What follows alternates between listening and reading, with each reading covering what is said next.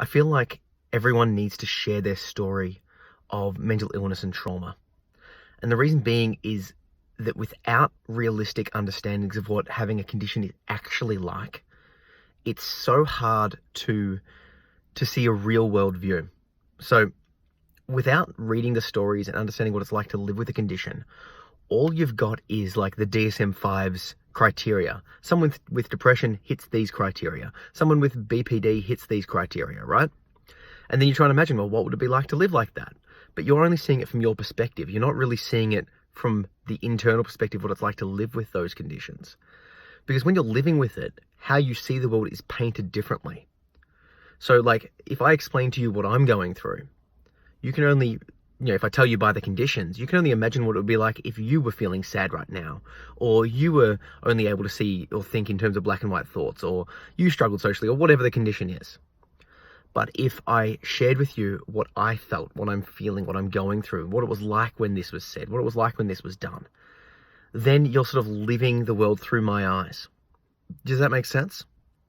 The more we share, the more we express, the more people will understand what the reality of the situation is, as opposed to the cliched, stereotyped views that are given through labels and through diagnoses. Now, don't get me wrong, those are better than nothing, but it's just not quite there. Let's say you're in the process of recovery and you're recovering from BPD and you're going through, DBT therapy, you're instilling meditation, you're trying different medications, whatever. And then someone judges you as acting snarky or bitchy, right? And then they find out you've got the diagnosis of BPD. And then they start thinking about everything you've ever said to them, everything you've ever done with them.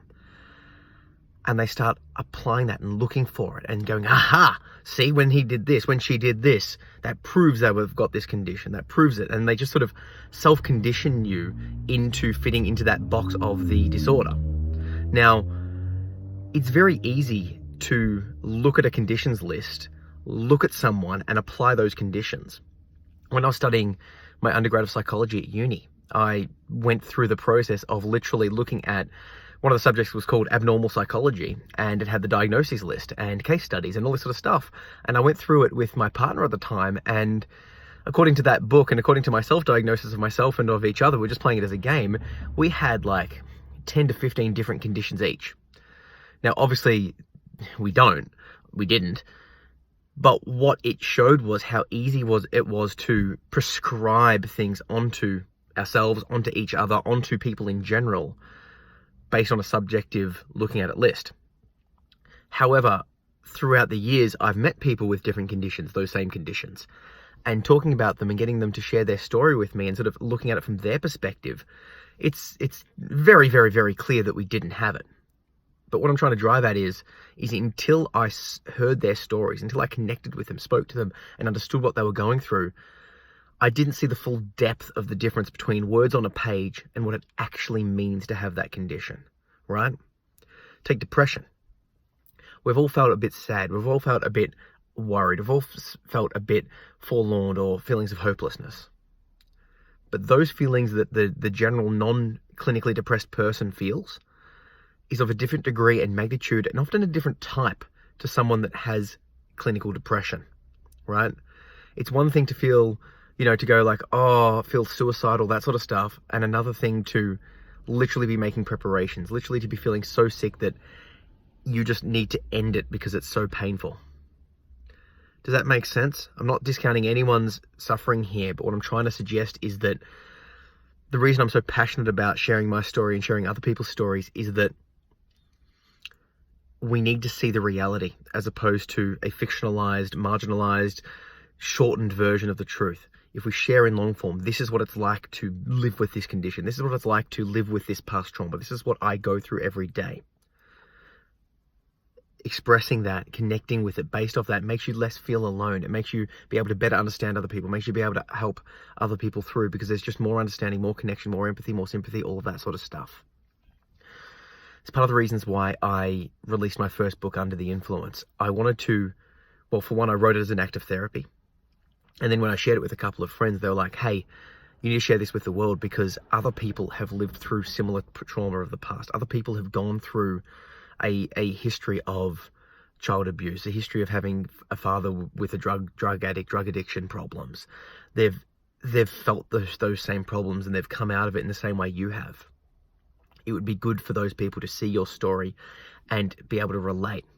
And going down this path, I've now connected with people that have gone through it as well, and we've got similar stories, similar conditions. Obviously everyone's different, but we've connected on a combined past and a combined present. And then we're working together to a combined future of healing and growth. Stuff that works for me might work for them, it may not, and vice versa, but there's definitely some crossover. And that crossover of understanding helps each other. And then they might be like, man, I'm struggling to be able to communicate my story with my family. So I'm like, hey, share mine. Share my story. They can grab my story, share it with them, and then that's sort of a bridge to saying, hey, like, you know, I'm feeling this way. Look at Zach online. He's got this. He's dealt with this. This is what he's going through. I feel the same. And vice versa. The whole point of this is, if you've got the strength, and don't get me wrong, I get it. It's so hard to open up. It's so hard to share. It's a long journey. But if you do have the strength to share, not necessarily globally online like I'm doing, just to people in your life, this is the reality. Hey, let's talk. I'm open for discussion. Do you need some support? Right? Let's start working towards this together. And conversely, if you hear someone saying something that's factually incorrect or bigoted for, stereotypical bigoted, just prejudiced, call them on it. That's not what it's actually like. You know, the big one for me is that person's not really suicidal. They're just looking for attention.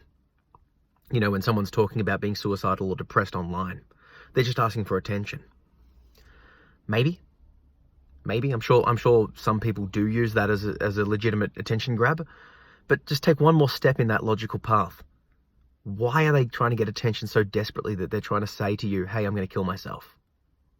Why is that the avenue that they're choosing to get attention? Secondly, they might legitimately be trying to get attention to let you know that they're struggling. They might not be 100% serious about killing themselves, but once again, take another step. Are you going to wait until the gun's to their head? Like, at what point do you intervene and take their depression and their suicidal thoughts seriously? You know what I mean? Like, the first step, if you look across the literature, if you look across the case studies, they start talking about it. They start looking into it.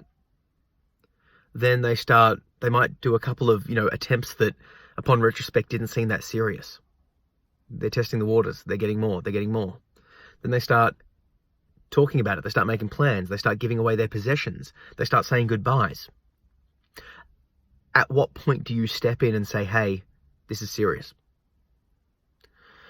So when I hear people saying, oh, they're just looking for attention, I don't sort of ram it down their throats, but it's like, let's actually have a conversation about what this means.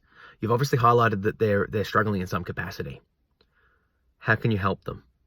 And let's say you don't help them and they go through with it. What does that mean for them, and what does that mean for you, and what does that mean for the family, friends, everyone involved? Let's just move beyond this quick, they're just going for attention sort of approach, because that doesn't really lead to positive outcomes.